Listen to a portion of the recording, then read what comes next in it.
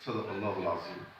حضرنا جميعا اليوم بدعوة كريمة من الدكتور سيد سليم، نائب رئيس الاتحاد الوطني للشفافية ومكافحة الفساد، وبحضور الدكتور شحتة هنداوي، الحاج ربيع البهوتي، الأخ الفاضل الأستاذ جمعة شحاتة، الأستاذ رؤوف عدلي، الدكتور فيصل النفيلي، وجميع القيادات وطبعا الإعلامية الكبيرة التي تقوم بتغطية هذا الحدث، الأستاذة سهير يوسف.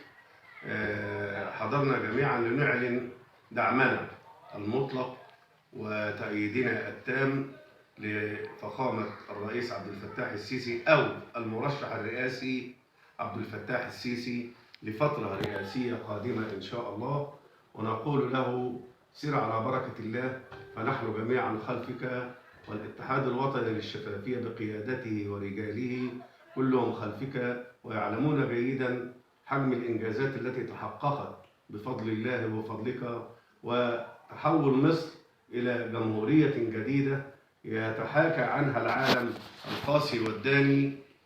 فالله موفقك والله راعيك ونحن معك، وإن شاء الله سنكون جميعا في الانتخابات جنود مجندة للحشد الشعبي وحث المواطنين على الخروج والإدلاء بأصواتهم، والله الموفق.